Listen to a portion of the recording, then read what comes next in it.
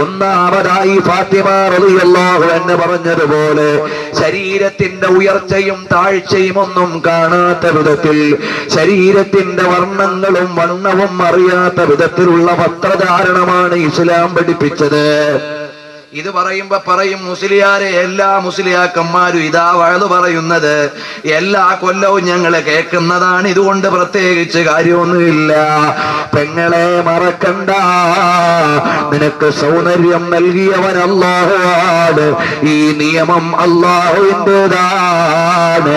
പണ്ട് കൊമ്പത്തരം കാണിച്ച ഉമ്മമാര് പെങ്ങന്മാര് ഇന്ന് പള്ളിക്കാട്ടിൽ കുഴിയുടെ അടിയിലുണ്ട്. നിയമം അവർക്ക് വന്നു പോയില്ലേ മോളെ? അവര് ചെത്തിപ്പൊളിച്ച സുന്ദരമേനികളിപ്പോ പുഴുക്കൾ മത്സരിച്ച് കടിച്ചു പറിക്കുന്നുണ്ട് പോലെ. അവര് നല്ല മാലയിട്ട കഴുത്തിൽ നിന്ന് മാല ഊരിയെടുത്തില്ലേ മോളെ? മോതിരമിട്ട കൈകൾ അവിടുന്ന് മണ്ണിനോട് ലയിച്ചു പോയില്ലേ മോളെ?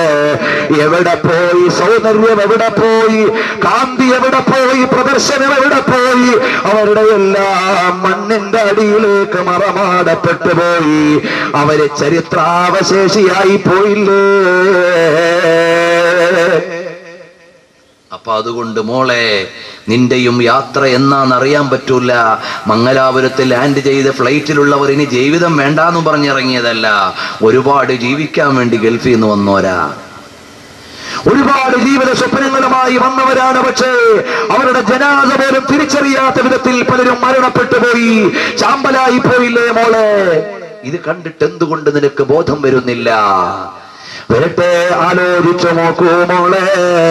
അതുകൊണ്ട് നിന്റെ ശരീരം അല്ലാഹുവിനെ പേടിച്ച് നിന്റെ മുടി മറച്ച് നിന്റെ ശരീരത്തിന്റെ സൗന്ദര്യം മറച്ചുകൊണ്ട് നടക്കണം. ഇന്ന് വല്ലാത്ത ഗതികേടുള്ള കാലാണ്. ഇന്ന് മുസ്ലിയാക്കന്മാരെ ഭക്ഷണത്തിന് വിളിച്ചാലും വിളമ്പിത്തരാൻ താത്താമാര് വരുന്ന ഖിയാമത്ത് നാളിന്റെ അടയാളാണ്. എന്തോ അങ്ങനെയൊക്കെ ഇല്ലേ? എനിക്ക് അനുഭവം ഉണ്ട്, അതുകൊണ്ട് പറയാ. എവിടെത്തിപ്പോയി? ഇസ്ലാമിന്റെ നിയമങ്ങൾ മുഴുവനും പരിഷ്കാരത്തിന്റെ പച്ചവേലികളിൽ വെച്ച് പരസ്യമായി പിച്ചു ചീന്തുകയും വലിച്ചെറിയുകയും ചെയ്തിട്ട് ഒരാൾക്ക് ഒരു പ്രശ്നവും. 4 പെമ്പിള്ളാര് മഹല്ലിൽ ഓടിപ്പോയിട്ട് ഏതെങ്കിലും പ്രസിഡന്റിന് തല ഇറങ്ങിയിട്ടുണ്ടോ? ഇല്ല. ഏതെങ്കിലും സമുദായത്തിന്റെ എന്തെങ്കിലും സംഭവിച്ചു പോയിട്ടുണ്ടോ? ഇല്ല. നമ്മുടെ കേരളവും ഇന്ത്യയും എല്ലാം ഒരുപാട് തെറ്റുകളിലേക്ക് വ്യാപിച്ചുകൊണ്ടിരിക്കുമ്പോ ഇവിടുത്തെ സാംസ്കാരിക, രാഷ്ട്രീയ, സാമൂഹിക സംഘടനകളിൽ ആർക്കെങ്കിലും വല്ല ഛേദമുണ്ടോ? ഒരു ഛേദവും ഇല്ല. മറിച്ച് സെക്സ് ടൂറിസത്തിലൂടെ പണം ഉണ്ടാക്കാനാണ് നമ്മുടെ ഗവൺമെന്റ് പ്ലാൻ ചെയ്യുന്നത്. നമ്മുടെ പെമ്പിള്ളാരുടെ ചാരിത്രം പോയാലും വേണ്ടിയില്ല, ഖജനാവ് വലുതാവണമെന്ന അതിന്റെ അർത്ഥം. കാരണം തായ്ലൻഡ് പോലെ, തായ്വാന് പോലെയുള്ള രാജ്യങ്ങൾ ഇത്തരം സെക്ഷൽ ടൂറിസത്തിലൂടെ പണമുണ്ടാക്കിയപ്പോ 16കാരികളും 17കാരികളും പരസ്യമായി കച്ചവടം ചെയ്യപ്പെടുന്ന രാജ്യങ്ങളാ. നിങ്ങൾ വായിച്ചു നോക്കൂ, പഠിച്ചു നോക്കൂ. വിശദമായി ഞാൻ പറയുന്നില്ല. തായ്ലൻഡിൽ മാമ്പഴം വേണമെന്ന് ബോർഡ് കാണാവുന്ന, മാമ്പഴം എന്ന് പറഞ്ഞാൽ നല്ല കർപ്പൂരം മാങ്ങ കിട്ടുമെന്നല്ല, 16കാരിയെ കച്ചവടം ചെയ്യാനുള്ള ബിസിനസ് ടൈറ്റിലാണ്. ഇതുപോലെയുള്ള ക്യാപ്ഷൻസുകളിലൂടെ നമ്മുടെ രാജ്യത്തിന്റെ ഉന്നത നീതിപീഠങ്ങൾ ഇവിടെ വ്യഭിചാരികളെ നിയന്ത്രിക്കാൻ പറ്റൂല എന്ന് കണ്ടപ്പോ അതിന് നിയമം അനുവദിച്ചു കൊടുക്കാൻ ആവശ്യപ്പെട്ടവരാണ്. വിവാഹേതര ലൈംഗിക ബന്ധങ്ങൾക്ക് ലൈസൻസ് കൊടുക്കണമെന്ന് നമ്മുടെ രാജ്യത്തിന്റെ ഉന്നത നീതിപീഠത്തിലിരിക്കുന്നവർ ആവശ്യപ്പെടുന്നത് ഇവിടുത്തെ എല്ലാ നിയന്ത്രണവും വിട്ടു എന്നതിന്റെ തെളിവാണ്. അതുപോലെ എന്തെല്ലാം നിയമങ്ങളാണ് നമ്മുടെ രാജ്യത്തിന്റെ നീതിപീഠങ്ങൾ നമുക്ക് നൽകിക്കൊണ്ടിരിക്കുന്നത്. കാരണം ഇവിടെ കൺട്രോൾ ഇല്ല, നിയന്ത്രണം നഷ്ടപ്പെട്ടു പോയ സാമൂഹിക ഘടനയാണ് ഇവിടെ ഉള്ളത്. അതുകൊണ്ട് പ്രിയപ്പെട്ട പെങ്ങളെ, നാളെ അല്ലാഹുവിന്റെ സ്വർഗത്തിലേക്ക് നിനക്ക് കാലെടുത്തു വെക്കണമെങ്കിൽ അല്ലാഹുവിന്റെ ഹബീബ് സല്ലല്ലാഹു അലൈഹി വസല്ലം തങ്ങളും പ്രിയപ്പെട്ട മഹദികളായ ഉമ്മഹാത്തുൽ മുഅ്മിനീങ്ങളും നയിക്കുന്ന സ്വർഗത്തിലേക്ക് പോണോ മോളെ? എന്നാൽ അല്ലാഹുവിന്റെ നിയമം പാലിച്ചു ജീവിച്ചോ, അല്ലാതെ വഴിയില്ല. രണ്ടാമതായി ഫാത്തിമ റളിയല്ലാഹു അൻഹ പറഞ്ഞതെന്താ? പകല് മയ്യിത്ത് കൊണ്ടുപോയാൽ അന്യപുരുഷന്മാര് ഖബറിലേക്ക് ഇറക്കുമ്പോ കാണുമെന്നാണ്. അതുകൊണ്ടാണ് ഫാത്തിമ റളിയല്ലാഹു അൻഹ അവിടുന്ന് വഫാത്തായത് രാവിലെയാണ്. ജനങ്ങളെല്ലാം വീടിന്റെ മുമ്പിൽ ഒരുമിച്ചുകൂടി. സ്വഹാബികള് കാണാൻ വന്നത് മയ്യിത്തല്ല, അലിയാര് തങ്ങളെയാണ്. അന്യ പെണ്ണിന്റെ ജനാസ അന്യ പുരുഷൻ കാണൽ ഹറാമാണ്, നിഷിദ്ധമാണ്, കാണാൻ പാടില്ലെന്നാണ് ഇസ്ലാമിന്റെ നിയമം. നമ്മുടെ നാട്ടിൽ മയ്യത്ത് പൊതിഞ്ഞു വെച്ചിട്ട് ചോദിക്കും ഇനി കാണാൻ ആരെങ്കിലും ഉണ്ടോ എന്ന്. അവിടെ കാണാൻ ഒരു മുസ്ലിയാർ പറയാ ഇങ്ങനൊന്നും കാണിച്ചുകൂടാന്ന് പറഞ്ഞാൽ ആ മുസ്ലിയാരെ മയ്യത്ത് അടുത്ത സെക്കൻഡിൽ പൊതിയാൻ നോക്കും. അതുകൊണ്ട് ഞാൻ അള്ളാഹുവിന്റെ മതം പറയുന്നു, അന്യ പെണ്ണിന്റെ ജനാസ കാണാൻ ഒരു അന്യ പുരുഷനും അവകാശമില്ല, ഹറാമാണ്, നിഷിദ്ധമാണ്. അന്യ പുരുഷന്റെ ജനാസ കാണാൻ അന്യ പെണ്ണിന് അധികാരമില്ല, ഹറാമാണ്. അള്ളാഹുവിന്റെ നിയമം അങ്ങനെയാ. പരസ്യമായ പ്രദർശനം എന്നത് ഇസ്ലാമിന്റെ ഭാഗമല്ല. അതുകൊണ്ട് എല്ലായിടത്തും ഇപ്പൊ എവിടെങ്കിലും ഒരു കാക്കാക്ക് അവിടുന്ന് ചക്രാത്തിന്റെ വലിയ വന്ന അപ്പുറത്തും ഇപ്പുറത്തുള്ള വീട്ടിലെ എല്ലാ താത്താമാരും അടുക്കളയിൽ നിൽക്കുന്ന വേഷത്തിൽ വന്ന് അടുത്ത് ഈ വാപ്പാക്ക് ശല്യപ്പെടുത്തും. റഹ്മത്തിന്റെ മലക്കറങ്ങാൻ പോലും സമ്മതിക്കൂല. മോളെ ചെയ്യരുത്. അന്യപുരുഷന്റെ ജനാസ കാണാൻ അന്യ സ്ത്രീക്ക് അധികാരമില്ല. അതിനെന്ത് വേണം? മക്കൾക്ക് ദീന് വേണം, മക്കൾ പഠിക്കണം. മക്കള് വാപ്പ മരിച്ചു പോയാൽ പിന്നെ വാപ്പാക്ക് എഴുന്നേറ്റ് പോകാൻ പറ്റൂലല്ലോ. അതുകൊണ്ട് എന്റെ വാപ്പാന്റെ ജനാസ അന്യ സ്ത്രീകൾ കാണാൻ പാടില്ല എന്ന് നിയമം പാലിക്കുന്ന മക്കൾ ഉണ്ടാകണം. ഇതൊക്കെ പറഞ്ഞ് നാളെ ഇവിടെ ആരെങ്കിലും മരിച്ചാലും എല്ലാവരും പോയി കാണല്ലേ? അള്ളാഹുവിന്റെ ദീനാണ് ഈ പറയുന്നത്. ഏതെങ്കിലും മരിച്ച വീട്ടിൽ പോയി പറഞ്ഞാൽ നിയന്ത്രിക്കപ്പെടാത്ത അവസ്ഥ. എന്നിട്ട് മയ്യത്ത് കാണിച്ച് കാണിച്ച് കാണിച്ച് ഒരു വട്ടം പൊതിഞ്ഞു. ഞാൻ മിനിയാന്നൊരു മയ്യത്ത് സന്ദർശിക്കാൻ വേണ്ടി പോയി, മരിച്ച വീട്ടിൽ പോയി. മയ്യത്തൊക്കെ പൊതിഞ്ഞു കഴിഞ്ഞപ്പോഴും അടുക്കളയിൽ നിന്ന് കുറെ പെണ്ണുങ്ങൾ നീയും കാണണം, പിന്നെയും പൊതിയഴിച്ചു, പഞ്ഞി എടുത്തു, പിന്നെയും കാണിച്ചു. അത് കഴിഞ്ഞ് അവസാനമോ ഈ മയ്യത്ത് കൊണ്ടുവന്ന് പള്ളി കബർസ്ഥാനി വന്നപ്പോ അവിടെയുണ്ട് രണ്ട് പെണ്ണുങ്ങൾ ഔറത്ത് മറയ്ക്കാതെ ചാടി വന്നേക്ക് കാണണമെന്ന് പറഞ്ഞു. ഞാൻ അവിടെ നിന്നുകൊണ്ട് പറഞ്ഞു, പെങ്ങന്മാരെ നിങ്ങൾ കാണാൻ നിർബന്ധിക്കരുത്, ഇത് മയ്യത്തിനോട് ചെയ്യുന്നത് കുറ്റമാണ്, ഇത് മയ്യത്തിന് നിങ്ങൾ ബുദ്ധിമുട്ടിക്കലാണ്. നിങ്ങൾ മോളൊന്നും അല്ലല്ലോ, ഭാര്യയല്ല, മോളും അല്ലല്ലോ, അല്ല അതൊന്നും അല്ല, ഏതോ ഒരു ബന്ധത്തിലുള്ള എവിടുന്ന് വണ്ടി കയറി വന്നതാ പള്ളിയിൽ കാണാൻ. അപ്പൊ മയ്യത്ത് നിസ്കരിക്കുന്നതിന് മുമ്പ് ഒരു കാണിക്കല്, കബറിൽ കൊണ്ടുവച്ച് കഴിഞ്ഞ് പിന്നെ തുറന്നു കാണിക്കാൻ നോക്കുക. അപ്പൊ ആ സഹോദരിമാർ എന്നെ ശപിച്ചോ കുറ്റം പറഞ്ഞോ അവര് പോയി. അതുകൊണ്ട് ഒരു കുഴപ്പമില്ല, അള്ളാഹുവിന്റെ ദീനാണ്. നമ്മൾ ഈ നാട്ടിലെ ചെറുപ്പക്കാരും ഉത്തരവാദിത്തപ്പെട്ടവരും ഈ നിയമങ്ങൾ നടപ്പിലാക്കുവാനുള്ള ഉപദേശങ്ങൾ നടത്തണം. അന്യ സ്ത്രീയുടെ ജനാസ അന്യ പുരുഷന്മാര് കാണാൻ പാടില്ല. പരസ്യമായി പ്രദർശനം എന്നത് ഇസ്ലാമിന്റെ നിയമത്തിന്റെ ഭാഗമല്ല. ആലിമീങ്ങൾ ഈ വേദിയിലുണ്ട്. ഞാൻ പുതിയ നിയമമൊന്നുമല്ല പറയുന്നത്, അവരും നിങ്ങളെ പലപ്പോഴും ഓർമ്മപ്പെടുത്തിയിട്ടുണ്ടാകും. അതുകൊണ്ട് അന്യ സ്ത്രീയുടെ ജനാസ കാണാൻ ഫാത്തിമ ബീവി വഫാത്തായിട്ട് ഒരു അന്യ പുരുഷനായ സ്വഹാബിയും ഫാത്തിമ ബീവിയുടെ ജനാസ കണ്ടിട്ടില്ല. ആയിഷ ബീവി വഫാത്തായിട്ട് ആയിഷ ബീവിയുടെ ജനാസ ഒരു സ്വഹാബികളും അന്യ പുരുഷന്മാര് കണ്ടിട്ടില്ല, ഒരു താബഈങ്ങളും കണ്ടിട്ടില്ല. അതുപോലെ റസൂലുള്ളാഹി സ്വല്ലല്ലാഹു അലൈഹി വസല്ലം തങ്ങളുടെ പ്രിയപ്പെട്ട കുടുംബത്തിൽ നിന്ന് മരണപ്പെട്ടു പോയ ഒരൊറ്റ പുരുഷന്റെയും ജനാസ അന്യ സ്ത്രീകളെ കാണാൻ വന്നിട്ടില്ല. അള്ളാഹുവിന്റെ നിയമമാണ് മോളെ ഈ പറയുന്നത്. നിങ്ങളെ മയ്യിത്തിനോട് സ്നേഹമുണ്ടെങ്കിൽ അങ്ങനെ ചെയ്യാൻ പാടില്ല. മരിച്ചുപോയ കാക്കായോട് നിങ്ങൾക്ക് സ്നേഹമുണ്ടെങ്കിൽ അങ്ങനെ ചെയ്തുകൂടാ. എന്നാലും കുറെ കാക്കാമാരിക്കും, എന്നിട്ട് പറയും ഇനിയും കാണാനുണ്ടോ, രണ്ടാമത്തെ റൗണ്ട് കാണിക്കാൻ നിൽക്കും. അങ്ങനെ ഒരു നിയമം ഇസ്ലാമിലില്ല. പൊതുദർശനം എന്നത് ഇസ്ലാമിന്റെ ഭാഗമല്ല. അവരോടടുത്ത ആളുകൾ കാണണം, അവർ ജീവിതകാലത്ത് കാണൽ അനുവദനീയമായവര് കാണണം. അങ്ങനെയുള്ളതല്ലാതെ അള്ളാഹുവിന്റെ ദീനിന്റെ നിയമത്തിൽ പൊതുദർശനം എന്നൊരു സമ്പ്രദായം ഇല്ല. മരിച്ച വീട്ടിലും കല്യാണ വീട്ടിലും ഇസ്ലാമിനെ കാറ്റിൽ പറത്തുമ്പോ തടുക്കാൻ ആരുമില്ല. എന്തൊരു ഗതികേടാണ്. ഇന്ന് ഏതെങ്കിലും ഒരു ഓഡിറ്റോറിയത്തിൽ കല്യാണത്തിന് പോകാൻ പറ്റുമോ? പറ്റൂല. എന്തുകൊണ്ട്? സദസ്സ് നിറഞ്ഞു നിൽക്കുന്ന പെണ്ണുങ്ങളുടെ മുഖത്ത് നോക്കിയിട്ട് വേണം ദവ്വജുത്തുക്കാവ അങ്കഴത്തുക്കാന്ന് മുസ്ലിയാര് പറയേണ്ടത്. ഫോക്കസ് ചെയ്യുന്നത് ക്യാമറ ഫോക്കസ് ചെയ്യുന്നത് നിക്കാഹ് കഴിച്ചു കൊടുക്കുന്ന മുസ്ലിയാരെ, പിന്നെ ഈ ക്യാമറ തിരിയുന്നത് സദസ്സിലിരിക്കുന്ന പെണ്ണുങ്ങളിലേക്ക്. എവിടുന്ന് വന്നു ഈ സംസ്കാരം?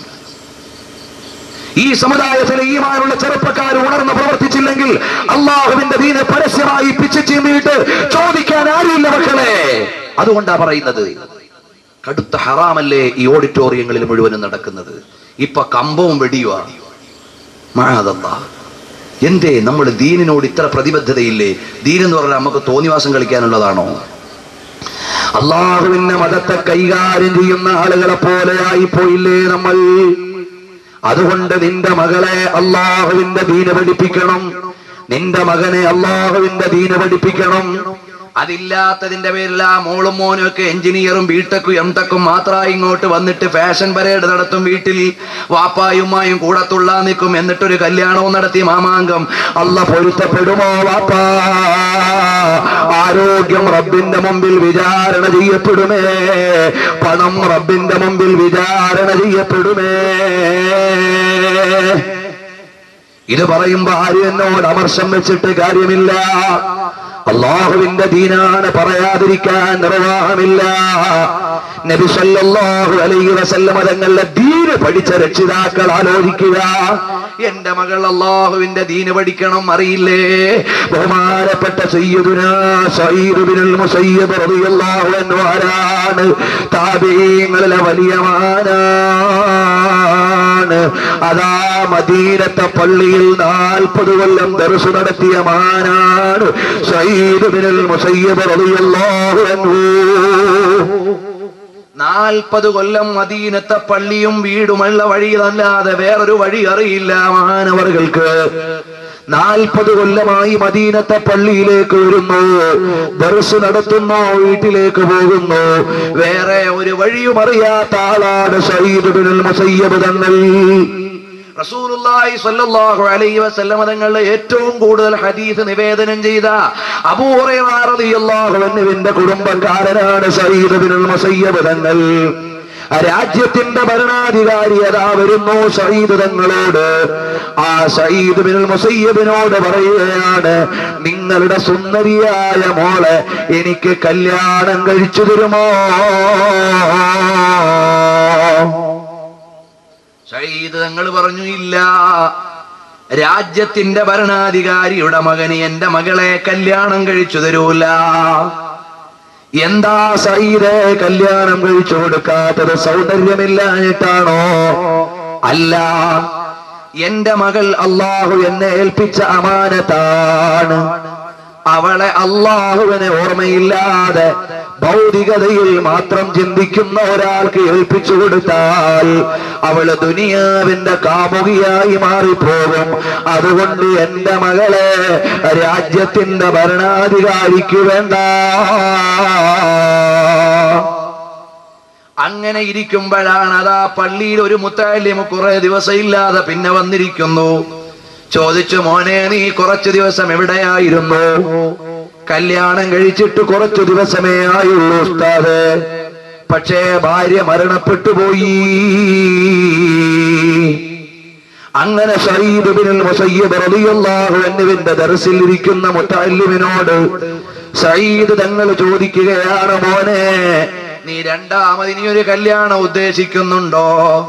അല്ല ഉസ്താദേ, ഞാനൊന്ന് കെട്ടിയിട്ട് ഭാര്യ മരിച്ചുപോയ ആളാണ്.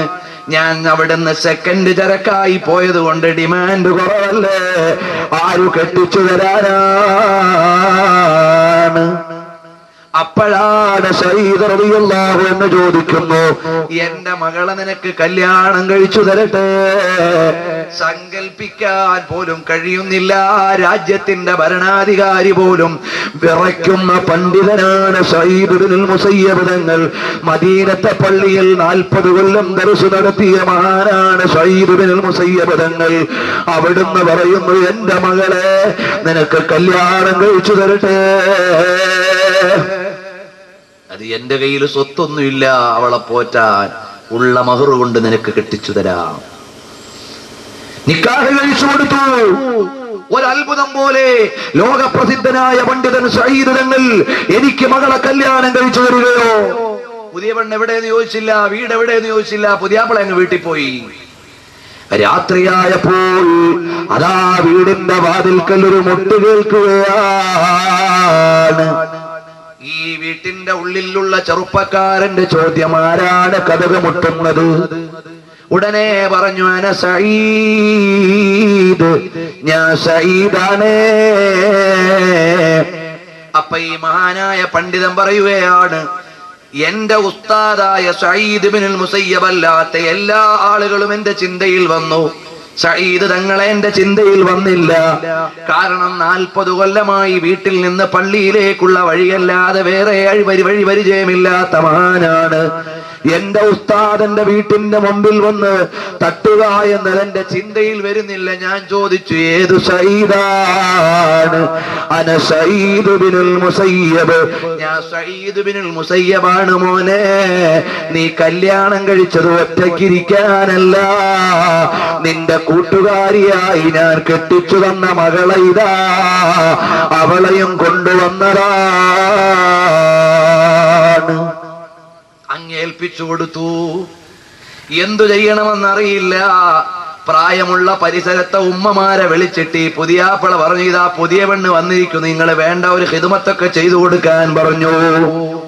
രണ്ടാമത്തെ ദിവസം രാവിലെ ആയപ്പോൾ ഈ പുതിയാപ്പള വീട്ടിൽ നിന്നിറങ്ങുകയാണ്.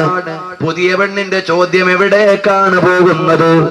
ഞാൻ നിന്റെ ഉപ്പയായ സഈദ് തങ്ങളുടെ ദർസിലോതാൻ പോവുകയാണ്.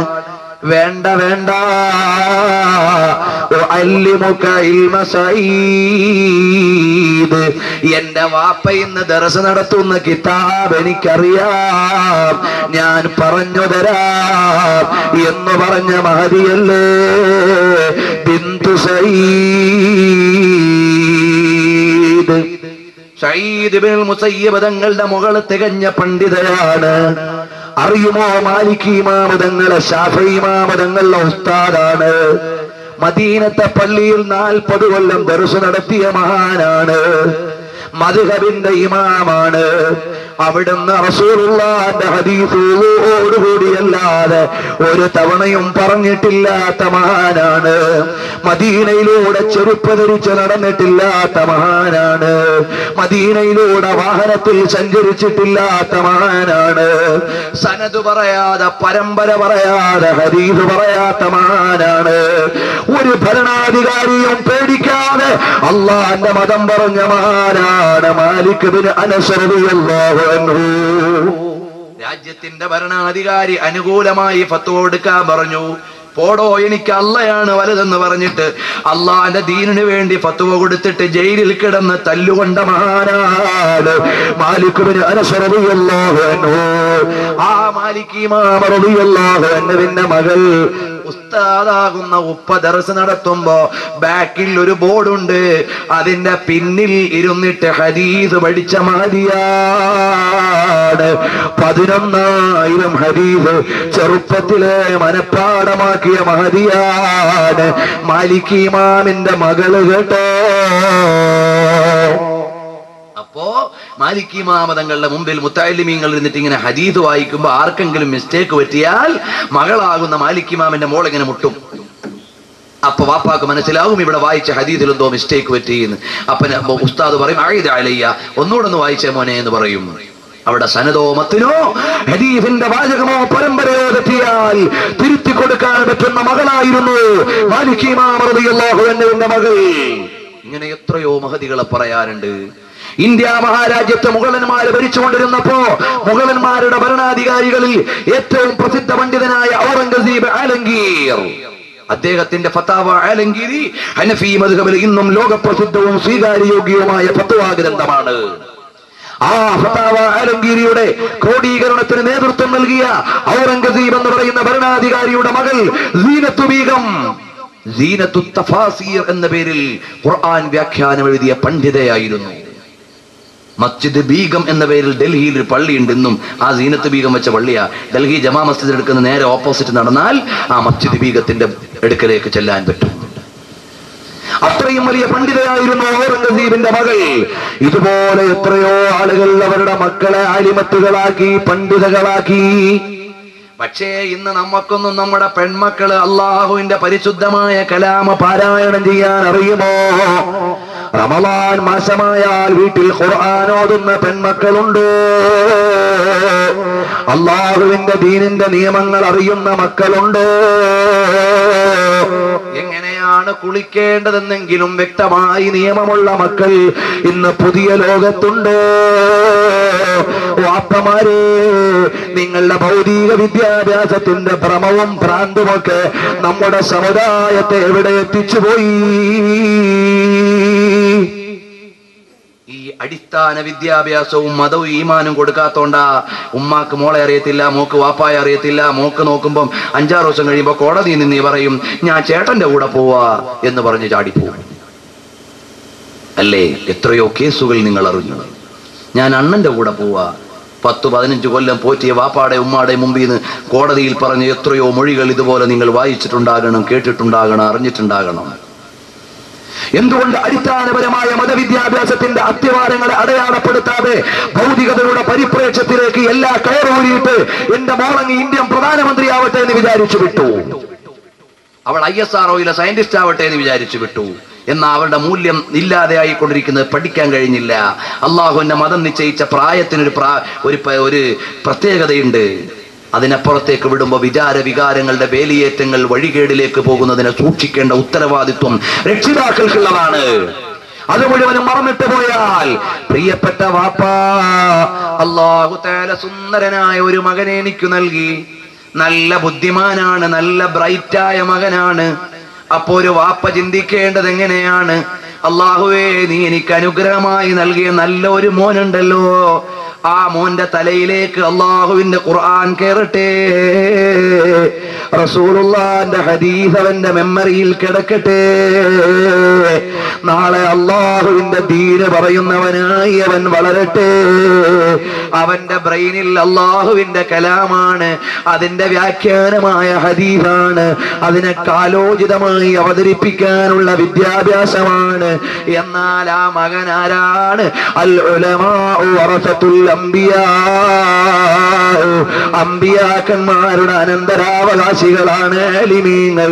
ലം യുവരിസു ദിനാറൻ വലാ ദിർഹമൻ ബൽ വറസുൽ ഇൽമാ. അംബിയാക്കന്മാർ ഇവിടെ ഉപേക്ഷിച്ചിട്ട് പോയത് വലിയ ദീനാറായിരുന്നില്ല, ദിർഹമായിരുന്നില്ല, ഡോളറായിരുന്നില്ല, റിംഗിറ്റ് ആയിരുന്നില്ല. അവരിവിടെ ഉപേക്ഷിച്ചിട്ട് പോയത് അല്ലാഹുവിന്റെ ഇൽമാണ്. അതുകൊണ്ട് എനിക്ക് അല്ലാഹ് ബുദ്ധിയുള്ളൊരു മോനെ തന്നു, അവന്റെ ബ്രെയിനിൽ അള്ളാഹുവിന്റെ കലാമും റസൂലുള്ളാഹിന്റെ ഹദീസും കിടക്കട്ടെ. എന്ത് വലിയ ഭാഗ്യ അതുകൊണ്ടുണ്ടാകുക. അങ്ങനെ ചിന്തിച്ചു ഷാഫി ഇമാമിന്റെ ഉമ്മ. അതുകൊണ്ട് ലോകം മുഴുവനും വിജ്ഞാനം കൊണ്ട് നിറച്ചു. ഷാഫി ഇമാമിന്റെ ഉമ്മാക്ക് വേണ്ടി ലോകം മുഴുവനും ദുആ നടക്കുന്നുണ്ട്. അങ്ങനെ ചിന്തിച്ചു ബഹുമാനപ്പെട്ട സയ്യിദുനാ മുഹയ്യിദ്ദീൻ അബ്ദുൽ ഖാദിർ ജീലാനി തങ്ങളുടെ ഉമ്മ. ചെറുപ്പത്തിൽ മോനെ എടുത്തിട്ട് പറഞ്ഞു, മോനെ നീ ബഗ്ദാദിലേക്ക് പോയി അള്ളാന്റെ ഇൽമു പഠിക്കണം. അങ്ങനെ മുഹയ്യിദ്ദീൻ അബ്ദുൽ ഖാദിർ ജീലാനി തങ്ങൾ ലോകത്തുള്ള വിശ്വാസികളുടെ ഹൃദയത്തിൽ ഇടം തേടി. നമ്മുടെ ഇന്ത്യയുടെ മുൻ പ്രസിഡന്റ് ആയിരുന്ന APJ അബ്ദുൽ കലാമിന്റെ റിപ്പബ്ലിക് ഡേ പ്രഭാഷണത്തിൽ ഉദാഹരണമായി ഉദ്ധരിച്ചത് ജീലാനി തങ്ങളുടെ ഉമ്മ കള്ളം പറയല്ലെന്ന് എന്നുമ്മ ചൊന്നാരെ കള്ളന്റെ കയ്യിലെ പൊന്നു കൊടുത്തോവരെന്ന വരി ഉദ്ധരിച്ചുകൊണ്ടാണ് ഇന്ത്യയുടെ പ്രസിഡന്റ് റിപ്പബ്ലിക് ഡേ സന്ദേശം കൈമാറിയത്. അത്രയും നല്ല നിലവാരത്തിലേക്ക് മുഹയ്യിദ്ദീൻ അബ്ദുൽ ഖാദിർ ജീലാനി തങ്ങളെത്തി. അതുപോലെ നബവി ഇമാം റളിയല്ലാഹു അൻഹു 40 കൊല്ലമേ ജീവിച്ചിട്ടുള്ളൂ. ആ മഹാനായ പണ്ഡിത ശ്രേഷ്ഠന് ഒരു നേരം മാത്രമാണ് ഭക്ഷണം കഴിച്ചിരുന്നത്. ആ ഭക്ഷണം കൊണ്ടു കൊടുത്തത് പ്രിയപ്പെട്ട പിതാവായിരുന്നു എന്ന് താരീഖുൽ ഇമാം നബവി രേഖപ്പെടുത്തുന്നു. ഇതുപോലെ എത്രയോ മഹാന്മാർ. അതുകൊണ്ട് എന്റെ മകൻ ഭൗതിക വിദ്യാഭ്യാസം വേണ്ടാന്ന് ഞാൻ പറയുന്നില്ല. അള്ളാഹുവിന്റെ തൗഫീഖ് കൊണ്ട് ഞാനിപ്പോ കേരള യൂണിവേഴ്സിറ്റിയിൽ റിസർച്ച് സ്കോളറായി PhD ചെയ്തുകൊണ്ടിരിക്കുന്ന ആളാ. ഇത് പറയാൻ കാരണം ഭൗതിക വിദ്യാഭ്യാസം ആത്മീയ വിദ്യാഭ്യാസത്തിന് തടസ്സമല്ല. നമ്മുടെ മക്കൾ ഭൗതിക വിദ്യാഭ്യാസം പഠിക്കുന്നതിന് യാതൊരു പ്രശ്നമില്ല. ഇസ്ലാം അതിനെ വിലക്കുന്നില്ല. എല്ലാ നല്ല വിജ്ഞാനങ്ങളും നമ്മുടെ പെരുവുകൾ കൊണ്ട് നിയന്ത്രിക്കപ്പെടണം. എന്റെ മകൻ ഡോക്ടറാകട്ടെ, അതോടൊപ്പം അള്ളാഹുവിന്റെ ദീൻ അറിയുന്ന ആലിമാകട്ടെ. ഇരുലോകത്തും നമുക്ക് സന്തോഷിക്കാം. എന്റെ മകൻ ഒരു എഞ്ചിനീയർ ആകട്ടെ, അതോടൊപ്പം അള്ളാഹുവിന്റെ മതം കൈകാര്യം ചെയ്യാനുള്ള ആലിമാകട്ടെ. അതുപോലെ പ്ലാൻ ചെയ്ത് പഠിപ്പിക്കാനുള്ള ഇൻസ്റ്റിറ്റ്യൂഷൻസുകൾ ഇന്ന് ആവശ്യം പോലെ ഉണ്ട്. ഇന്ന് മതസ്ഥാപനങ്ങളുണ്ട്. 2 വിദ്യാഭ്യാസം കൂടി കൊടുക്കുന്ന സ്ഥാപനങ്ങൾ അനവധിയുണ്ട്. പല രക്ഷിതാക്കളും അത് അറിയുന്നില്ല. നിങ്ങൾ സമയത്ത് കോണ്ടാക്ട് ചെയ്താൽ വേണ്ട നിർദ്ദേശങ്ങൾ ഇൻഷാ അല്ലാഹ് നൽകാവുന്നതാണ്. നമ്മുടെ മക്കളെ പഠിപ്പിച്ചു കൊണ്ടുവന്ന് ചെറുപ്പത്തിലെ 2 വിദ്യാഭ്യാസവും കൊടുത്ത് അള്ളാഹുവിന്റെ മതമറിയുന്നവരാക്കി വളർത്തിക്കൊണ്ടുവന്നില്ലെങ്കിൽ പ്രിയപ്പെട്ട ഉപ്പമാരെ, നമുക്ക് ഉപകാരമില്ലാത്ത മക്കളായി പോയാൽ ഇന്ന് നിങ്ങൾ ദിവസേന ഒരുപാട് ക്രിമിനൽ കുറ്റങ്ങൾ വായിക്കുന്നില്ലേ? ആ പ്രതികളെല്ലാം പള്ളിക്കൂടത്തിൽ പോകാത്തവരല്ല, ഡോക്ടേഴ്സ് ക്രിമിനൽ കുറ്റത്തിലുണ്ട്, എഞ്ചിനീയേഴ്സ് പിടിച്ചുപറിയിലുണ്ട്, ബിസിനസ്മാൻമാര് കൊള്ളയിലുണ്ട്, സെക്സ് റാക്കറ്റിൽ വലിയ വലിയ മുതലാളിമാരുടെ മക്കളും വലിയ വലിയ ഡിഗ്രി ഹോൾഡേഴ്സും ഉണ്ട്. അപ്പൊ ഭൗതിക വിദ്യാഭ്യാസമില്ലാത്തതിന്റെ പേരിലല്ല, കേരളത്തിലെ തെക്കേറ്റം മുതൽ വടക്കേറ്റം വരെയുള്ള പബ്ലിക് കോളേജുകളുടെ മുറ്റത്ത് വ്യഭിചാരത്തിന്റെ ദുർഗന്ധമില്ലേ, കള്ളിന്റെ വാസനയില്ലേ, മയക്കുമരുന്ന് വിറ്റഴിക്കുന്നില്ലേ, ഗർഭനിരോധന ഉറകളും ഗുളികകളും സൂപ്പർ മാർക്കറ്റ് പോലെ കോളേജിന്റെ ക്യാമ്പസിൽ കൈകാര്യം ചെയ്യപ്പെടുന്നില്ലേ, അവിടെ അഡ്മിഷൻ കിട്ടാൻ 39 ലക്ഷവും കൊണ്ട് MBBS കാത്തു നിൽക്കുന്ന വാപ്പാ, നിന്റെ മകള് നാളെ മരിച്ചുപോയാൽ അവൾക്ക് സ്വർഗം കിട്ടുമോ? ഞാൻ കഴിഞ്ഞ 2-3 ആഴ്ച മുമ്പ് ഖത്തറിൽ ഉള്ള സമയത്ത് ഒരാളോട് ഞാൻ ചെന്ന് ഇങ്ങനെ കാര്യങ്ങളൊക്കെ സംസാരിക്കുമ്പോൾ പറഞ്ഞു, ഉസ്താദെ എൻ്റെ മോക്ക് BDS ഒരു സീറ്റ് കിട്ടാൻ വേണ്ടി ഇങ്ങനെ നോക്കി, അത് കിട്ടി. എന്തായാലും ഇപ്പം അത് കഴിഞ്ഞിട്ട് അതിൻ്റെ MD കോഴ്സിന് വേണ്ടി നോക്കുമ്പോൾ 39 ലക്ഷം ഉറുപ്പ്യ കൊടുക്കണം, ഒരാഴ്ചത്തെ ഗ്യാപ്പ് കിട്ടിയുള്ളൂ, 10 ദിവസം കിട്ടിയെങ്കിൽ കൊടുക്കായിരുന്നു എന്നൊക്കെ എന്നോട് ഇങ്ങനെ പറഞ്ഞു. ഞാനപ്പോൾ പറഞ്ഞു, നമ്മുടെ ദഴവാ കോളേജ് 172 കുട്ടികൾ പഠിക്കുന്നുണ്ട്, അപ്പോൾ അവർക്ക് എന്തെങ്കിലും ഭക്ഷണം കൊടുക്കാൻ സംഭാവനയാണ് ഉസ്താദ്, ഇപ്പോൾ കുറച്ച് ഡിമ്മില്ല, ഒരു ഷോപ്പിംഗ് കോംപ്ലക്സിന്റെ പണി കഴിഞ്ഞതേ ഉള്ളൂ, പിന്നീട് നമുക്ക് സമീപിക്കാം എന്ന് പറഞ്ഞതുപോലെ മക്കൾക്ക് വേണ്ടി ലക്ഷങ്ങളും കോടികളും ചെലവഴിച്ചിട്ട് ആ മക്കൾ നാളെ പരലോകത്ത് ഉപകാരപ്പെടുമോ എന്ന് ചിന്തിക്കാൻ നമ്മുടെ രക്ഷിതാക്കൾക്ക് എന്തുകൊണ്ട് കഴിയുന്നില്ല? അവിടെയാണ് ഈമാൻ ഉണ്ടാകേണ്ടത്, അവിടെയാണ് അല്ലാഹുവെ കുറിച്ചുള്ള വിചാരം ഉണ്ടാകേണ്ടത്. അതുകൊണ്ട് പ്രിയപ്പെട്ട രക്ഷിതാക്കളെ, നീട്ടിക്കൊണ്ടു പോകുന്നില്ല. എന്റെയും നിങ്ങളുടെയും മക്കൾ ഫതഅല്ലുമുൽ ബാബി മിൻ ഇൽമില്ലഹു ഫളലുൻ അലാ മിഅതിർ കൈഅതിനാ ഫിലാ. അവിടുന്ന് 100 റക്അത്ത് സുന്നത്ത് നിസ്കരിക്കുന്നതിനേക്കാളും വലുതാണ് അള്ളാഹുവിന്റെ ഇൽമിൽ നിന്ന് ഒരധ്യായം പഠിക്കുന്നത്. അതുകൊണ്ട് നല്ല നിലയിൽ അള്ളാഹുവിന്റെ ദീന് പഠിക്കുന്ന മക്കളുണ്ടാകണം. രക്ഷിതാക്കളെ, എന്റെ പൊന്നു പെങ്ങന്മാരെ, അള്ളാഹു നൽകിയ സൗന്ദര്യം നിന്നെ പരീക്ഷിക്കാനാണ് മോളെ.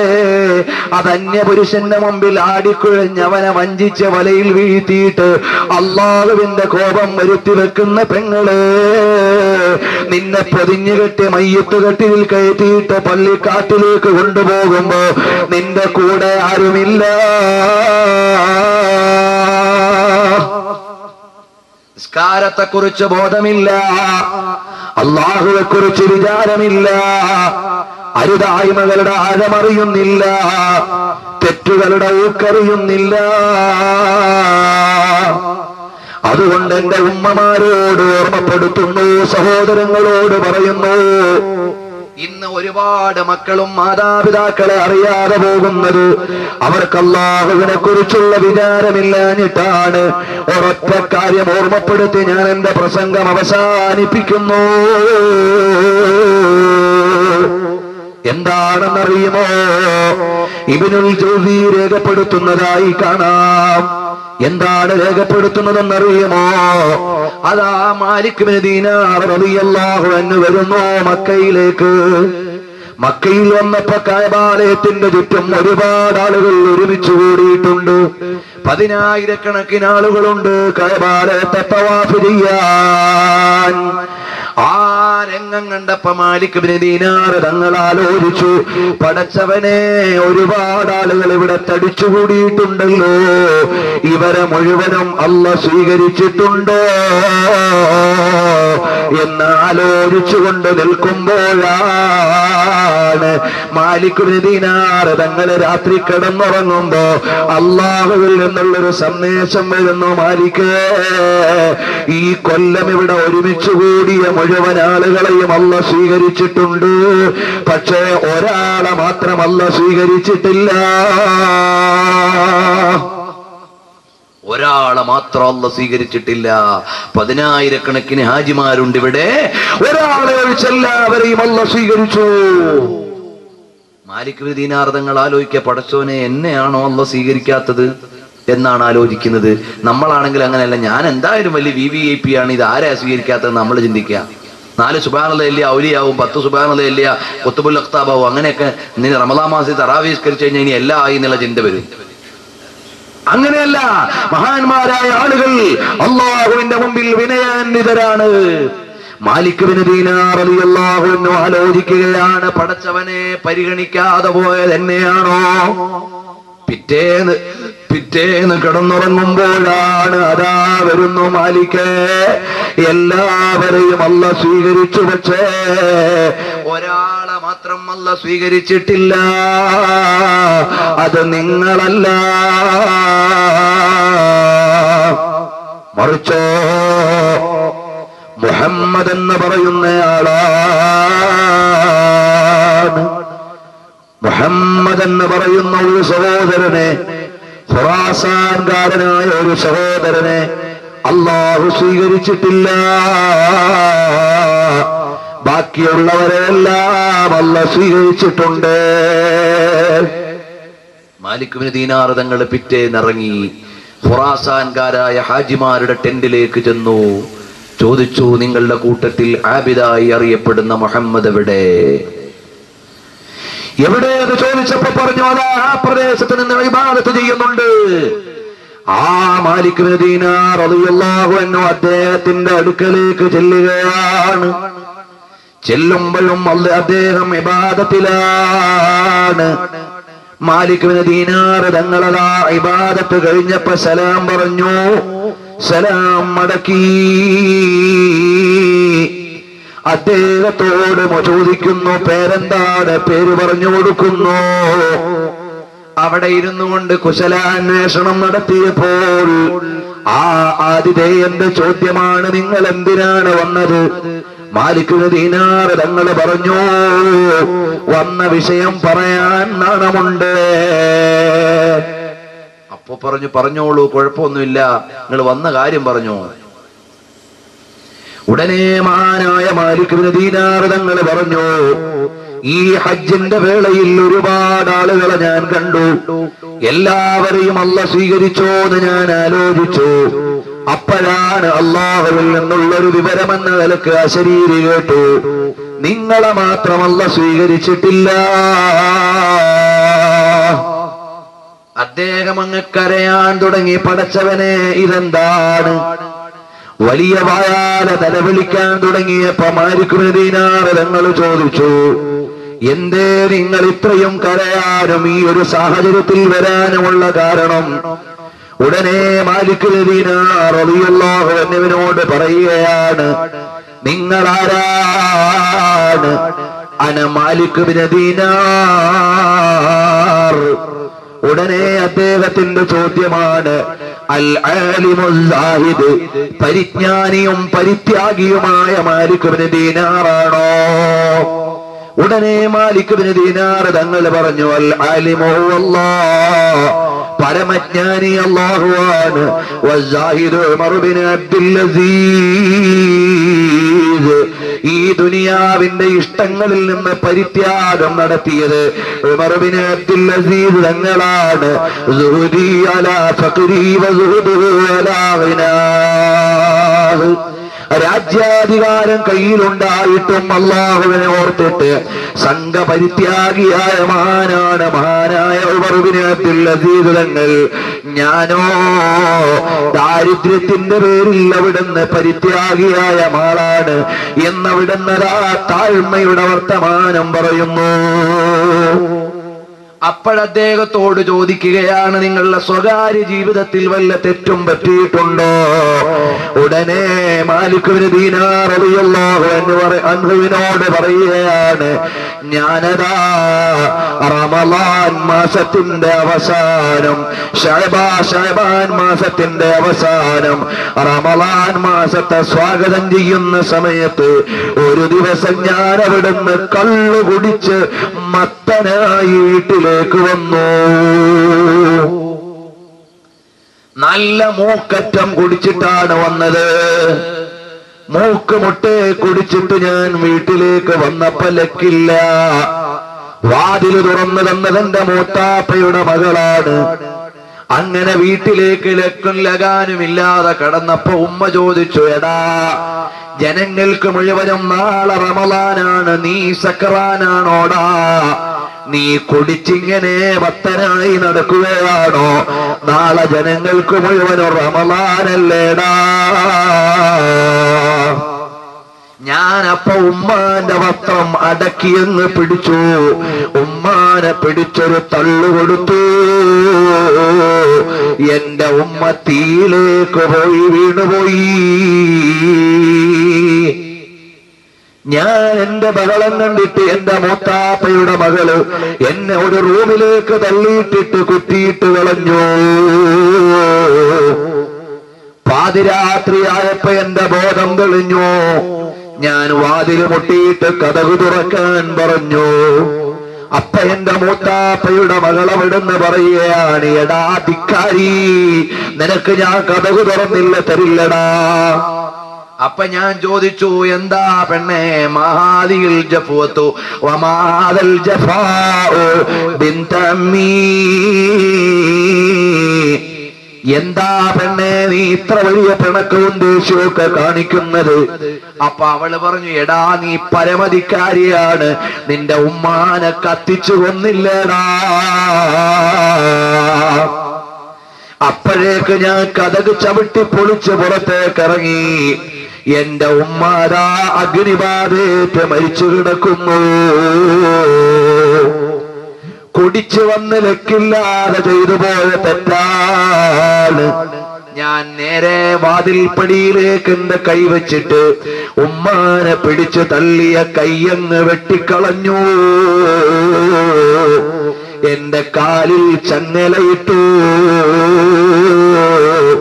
70,000 ദീനാർ എന്റെ പക്കലുണ്ടായിരുന്നു. അത് മുഴുവനും ഞാനങ്ങ് ധർമ്മം ചെയ്തു. ഇത് ബഹുമാനപ്പെട്ട ഇബ്നുൽ ജൗസി 7-ാം നൂറ്റാണ്ടിൽ ജീവിച്ച പണ്ഡിതൻ അദ്ദേഹത്തിന്റെ ഗ്രന്ഥത്തിൽ രേഖപ്പെടുത്തിയതാണ്. ഞാനങ്ങനെ വീട്ടിൽ നിന്നിറങ്ങി. കഴിഞ്ഞ 39 കൊല്ലമായി ഞാൻ ഹജ്ജ് ചെയ്യുന്നു. 39 കൊല്ലമായി ഞാൻ ഇവിടെ ഇബാദത്ത് ചെയ്യുന്നു. എല്ലാ കൊല്ലവും ഹജ്ജ് കഴിയുമ്പോ നിങ്ങളെപ്പോലെ പ്രസിദ്ധനായ ഒരു ആത്മീയ നേതാവ് എന്റെ അടുക്കൽ വന്നിട്ട് പറയും, ഓ നിന്റെ ഹജ്ജ് അല്ലാഹ് സ്വീകരിച്ചിട്ടില്ല. ഇത് 40-ാമത്തെ കൊല്ലമാണ്. ഇപ്പോൾ നിങ്ങളാകുന്ന മാലിക് ബിൻ ദീനാർ എന്ന ലോകമറിയുന്ന ആത്മീയ പണ്ഡിതനാണ് എന്റെ മുമ്പിൽ വന്ന് പറയുന്നത്, ഈ കൊല്ലവും എന്റെ ഹജ്ജ് സ്വീകരിച്ചിട്ടില്ല. ഞാൻ എന്നും നോമ്പെടുക്കുന്ന ആളാണ്. 40 ദിവസത്തിൽ ഒരിക്കേ നോമ്പൊഴിവാക്കാറുള്ളൂ. അങ്ങനെ ഞാൻ നോമ്പെടുത്തു, സകാത്ത് കൊടുത്തു, ഹജ്ജ് ചെയ്തു. പക്ഷേ അല്ലാഹ് എന്നെ സ്വീകരിച്ചില്ല. മാലിക് ബിൻ ദീനാർ തങ്ങൾക്കിത് സഹിച്ചില്ല. എഴുന്നേറ്റിട്ട് പറഞ്ഞു, എടാ ധിക്കാരി, നിനക്ക് ദുനിയാവ് മുഴുവനും അങ്ങ് കത്തിച്ചു കളഞ്ഞുകൂടായിരുന്നോ? ഉമ്മാനെ കൊല്ലുന്നതിനേക്കാൾ നല്ലതായിരുന്നില്ലേ എന്ന് പറഞ്ഞ് മാലിക് ബിൻ ദീനാർ അങ്ങ് ഇറങ്ങിപ്പോയി. ഇയാള് കയ്യുപൊക്കിയിട്ടൊരൊറ്റ കരച്ചിലാണ്. അല്ലാഹ്, ചെറുപ്പക്കാരെ, ഉമ്മ വയസ്സായി പോയി. നിന്റെ തിയറിയും സിദ്ധാന്തവും ഒന്നും ഉമ്മക്കറിയില്ല. ആ ഉമ്മനോട് അദബുകെട്ട ഒരു വർത്തമാനവും പറയല്ലേ മോനെ. സ്വർഗ ഉമ്മാന്റെ കാൽക്കീഴിലാണ്. ചെറുപ്പക്കാരാ, വാപ്പയോടോ ഉമ്മയോടോ അപമര്യാദയായി പെരുമാറരുത്. ഞാനിന്ന് ഇങ്ങോട്ട് വരുമ്പോ ഒരു സഹോദരൻ എന്നെ ഫോണിൽ വിളിച്ചു. മക്കൾ അനുസരിക്കുന്നില്ല എന്ന് പറഞ്ഞു ദ്വാരക്കാൻ ഏൽപ്പിച്ചു. അതുപോലെ എത്രയോ ഉമ്മമാര് സങ്കടം പറയുന്നുണ്ട്, മക്കൾ അനുസരിക്കുന്നില്ല. മോനെ, പ്രായമുള്ള വാപ്പ വീട്ടിലുണ്ട്. നിന്റെ നല്ല വീടിന്റെ കോലായിൽ തൊലി ചുളിഞ്ഞ ഉപ്പാപ്പ ഇരിക്കുമ്പോ നിന്റെ പരിഷ്കാരത്തിന് പറ്റുന്നില്ല അല്ലേ? വലാ തഖുൽ ലഹുമാ ഉഫ്ഫിൻ വലാ തൻഹർഹുമാ വഖുൽ ലഹുമാ ഖൗലൻ കരീമാ. സുന്ദരിയായ നിന്റെ ഭാര്യയുടെ തലയണ മന്ത്രം കേട്ട് പ്രായമുള്ള ഉമ്മാനെ ഒഴിവാക്കിയിട്ട് സ്വന്തം ജീവിക്കാൻ പോയ ചെറുപ്പക്കാരാ, വാപ്പാക്ക് ഖിദ്മത്ത് ചെയ്യാൻ നേരമില്ലാത്ത ചെറുപ്പക്കാരാ, ഭാര്യയുടെ സന്തോഷത്തിന് വേണ്ടി ഉമ്മാനെ കൂട്ടത്തിൽ നിന്ന് മാറ്റി നിർത്തിയ സഹോദരാ, നിന്റെ സ്വർഗമാത്തൊലി ചുളിഞ്ഞ് പ്രായമുള്ള ചവച്ചു മുറുക്കാൻ ഒലിപ്പിക്കുന്ന ഉമ്മാന്റെ കാൽ കീഴിലാണ്. ഭൗതിക വിദ്യാഭ്യാസമൊന്നുമില്ലാത്ത പ്രായമുള്ള തള്ളയുടെ കാൽ കീഴിലാണ്. നീ നിന്റെ യുവത്വത്തിന്റെ തിളപ്പിലോ യൗവനത്തിന്റെ പ്രസരിപ്പിലോ വിദ്യാഭ്യാസത്തിന്റെ നെകളിപ്പിലോ പണത്തിന്റെ പളപളപ്പിലോ ഉപ്പ ഉമ്മമാരെ അവഗണിക്കണ്ട. അവരെ പൊന്നു പോലെ വളർത്തിയിട്ട് അവർക്ക് പരിചരണം കൊടുത്തു. നിന്റെ സ്വർഗം അവരുടെ കയ്യിലാണ്. 6 വയസ്സുള്ളപ്പോ വഫാത്തായി പോയ ഉമ്മാന്റെ ഖബറിന്റെ അടുക്കൽ 60 വയസ്സുള്ളപ്പോ വന്നു നിന്നുകൊണ്ട് പൊട്ടിക്കരഞ്ഞു ദ്വാരുന്ന റസൂലുള്ളാഹിന്റെ അനുയായികളാണ് നമ്മൾ. അതുകൊണ്ട് മറന്നു പോകണ്ട. അല്ലാഹുവിനെ ഓർത്തു ജീവിക്കണം. തഖ്വയോടെ മുന്നോട്ട് പോകണം. ഒന്ന് എഴുന്നേറ്റ് ഒരു 2 മിനിറ്റ് അടുത്തേക്ക് നിൽക്കാമോ? ഒരു കാര്യം പറഞ്ഞു ദുആ ചെയ്യാമല്ലോ. രക്ഷിതാക്കളെ, വളരെ പ്രായമുള്ളവരവിടെ ഇരിക്കുന്നതിൽ വിഷമമില്ല. എല്ലാ മുഅ്മിനീങ്ങളും ഒന്ന് എഴുന്നേറ്റടുത്തേക്ക് നിൽക്കണം. സഹോദരിമാരവിടെ ഇരുന്നോളൂ, കുഴപ്പമില്ല. അല്ലാഹുവിന്റെ വിശുദ്ധമായ ദീനനുസരിച്ച് ജീവിക്കണം. അതാ ഈ ചെറുപ്പക്കാരൻ 2 കൈയും ഉയർത്തിയിട്ട് ദുആ ചെയ്യുകയാണ്. അല്ലാഹ്, നീ കൈയൊഴിഞ്ഞാൽ ഒരാളും എന്നെ ഏറ്റെടുക്കാനില്ല. നീ വിട്ടൊഴിഞ്ഞാൽ ഒരാളും എന്നെ കൈതരാനില്ല. അതുകൊണ്ട് ജല്ല ജലാലായ റബ്ബേ, ഈ മാലിക് ബിൻ ദീനാറും എന്നെ അവഗണിച്ചിട്ടങ്ങ് പോയല്ലോ. അല്ലാഹു അയാളെ ഏറ്റെടുക്കുന്നു. മാലിക് ബിൻ ദീനാർ കിടന്നുറങ്ങുമ്പോ അതാ വരുന്നു മാലിക് ബിൻ ദീനാറേ, അയാൾക്ക് അല്ലാഹ് പുറത്തു കൊടുത്തിട്ടുണ്ട്. പക്ഷേ ഉമ്മാനെ തല്ലിയവൻ നരകത്തിന്റെ തീയറിയാതെ സ്വർഗത്തിൽ വരില്ല. അതുകൊണ്ട് 40 കൊല്ലം ഹജ്ജ് ചെയ്തിട്ടും 40 കൊല്ലം തുടർച്ചയായി നോമ്പനുഷ്ഠിച്ചിട്ടും കയ്യിലുള്ള സ്വത്ത് മുഴുവനും ധർമ്മം ചെയ്തിട്ടും ഒറ്റയ്ക്കിരുന്ന് ഇബാദത്ത് ചെയ്തിട്ടും ഉമ്മാനെ തല്ലിയതിന് അല്ലാഹ് പൂർണ്ണമായും വിട്ടുവീഴ്ചയില്ല. 3 ദിവസം അവിടുന്ന് അയാളെ നരകത്തിലിട്ടിട്ട് 3-ാമത്തെ ദിവസം ഉമ്മാന്റെ കൽബിൽ കാരുണ്യമിട്ടുകൊടുത്ത് അവനെ അല്ലാഹു നരകത്തിൽ നിന്ന് കൊണ്ടുവരുമെന്ന് നബി സല്ലല്ലാഹു അലൈഹി വസല്ലം തങ്ങൾ മാലിക് ബിൻ ദീനാറിനോട് പറഞ്ഞിട്ട് പറയുന്നു. അതുകൊണ്ട് എഴുന്നേറ്റ് പോയി അയാൾക്ക് മയ്യിത്ത് നിസ്കരിച്ചോ. ഇത് പറയുമ്പോ തബ്കീ നാറുദ്ദുന്യാ മഖാഫതൻ അരില്ലാഖിറ, നരകത്തെ തീയിലെ പേടിച്ചിട്ട് ദുനിയാവിലെ തീയും കരയുകയാണ്. അത്ര വലിയ കഠിനമുള്ള ശിക്ഷയാണ് നരകം. 1 സെക്കൻഡ് പോലും സഹിക്കാൻ കഴിയില്ല.